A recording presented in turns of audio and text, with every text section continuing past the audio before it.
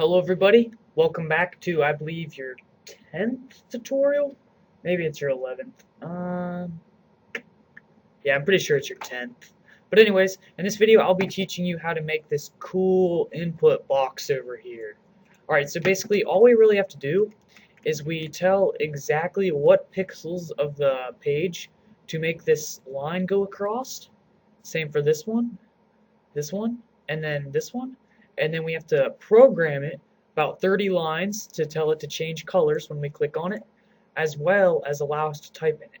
So this is going to be a 56 part, no, guys, I'm playing. It's really not that hard. This will be one video. Sorry for those of you who are like, yeah, but no, this is easy. So I programmed this beforehand. Now I'm going to fix it again. So if I refresh, it's gone. So let's start with making a title.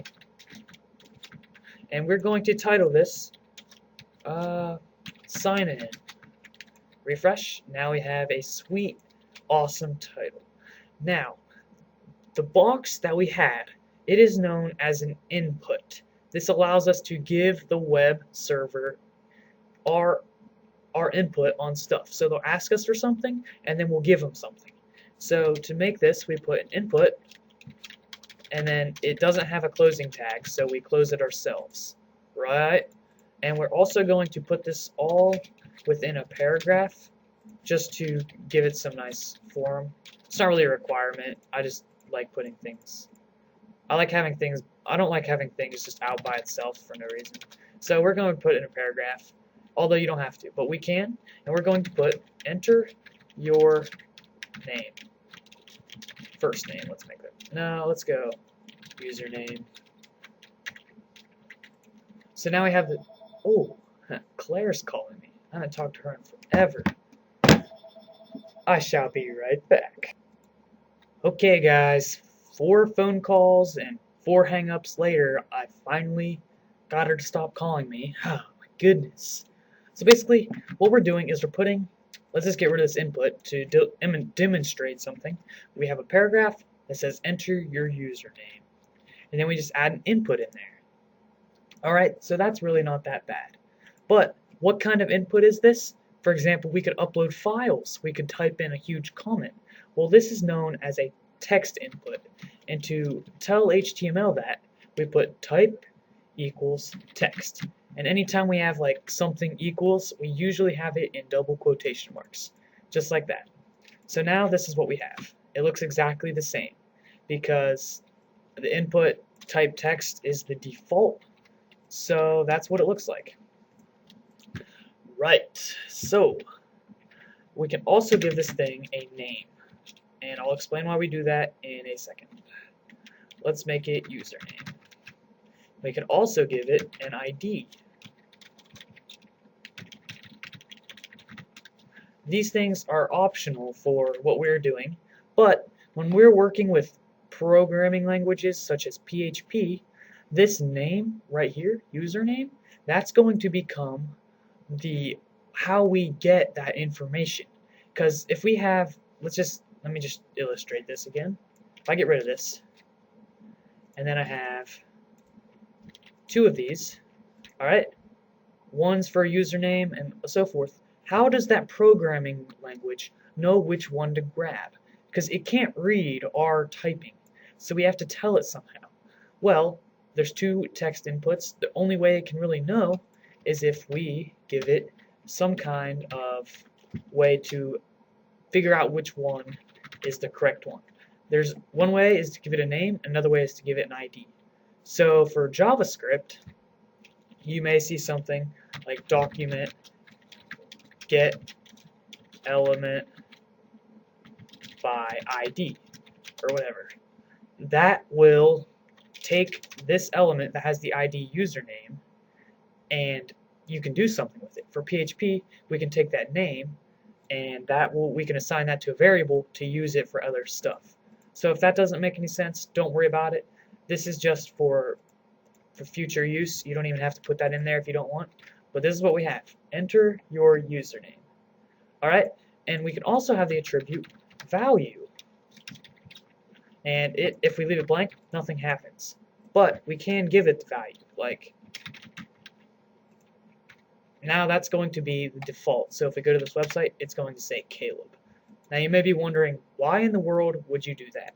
Well, when you program these forms and you click submit, you may have mistakenly spelt your email wrong or something. And if you do that and you submit the form, well, it's basically like refreshing it, kind of. So it basically, you type in your name and then, oh, dang it, you have to type in all that stuff again. So you're filling out this huge form and you mistakenly type in the CAPTCHA verification code wrong or something, and it gets rid of everything.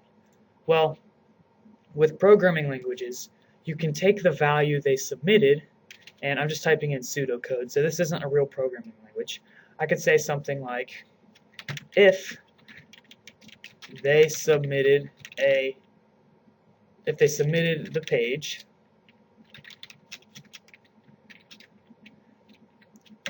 and the value has a value, because by default there's no value, it's just blank, correct? So then I can say, if both of those are true, then we can give the value they submitted.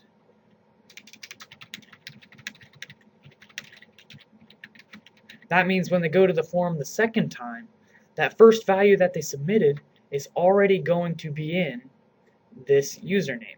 So that's kind of complex, and if you don't even know how an if statement works, basically it tests what's in these parentheses. It tests this expression and this expression. If they've submitted the page and the value isn't blank, then we can give the value what they originally submitted. Hopefully that makes sense. If not, don't worry about it. So this is our official, oopsies, that's my bad. Forgot about that code down there. This is our official input. Now I wanted to show you one more thing. We can actually give this thing a max length attribute. I'm not sure if it's max length. Yeah, there we go. And we can say 50. So now that means it's going to limit us to 50 characters. Character is just a letter or number or sign or something. And boom, it stops us at 50. Now, let me get a drink real quick.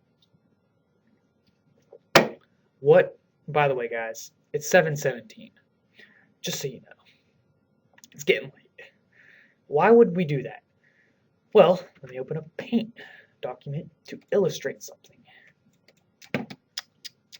Right on. So here we have this database, right? And we have this column that says username, right?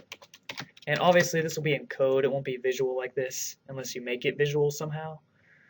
Well, we could say we want this username to be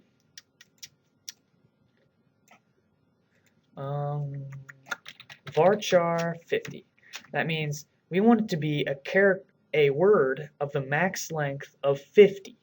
And then if we go to our website and we submit 50,000 characters, well, it's going to have to crop that and do extra work just for us to put it into the database. So by making this a max length of 50, we can eliminate work and not have to cut people's usernames short and confuse people and so forth. So we can give that a max length of 50. We can also, for visual reasons, give this a length, which this only affects it visually. So let me get rid of this max length. We can say length 50 pixels. Oops.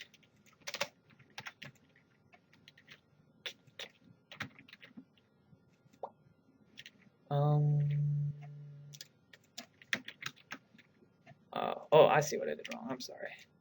I was so confused. Forgot to put an quotation marks here. So, seeing if I'm doing this right. Alright.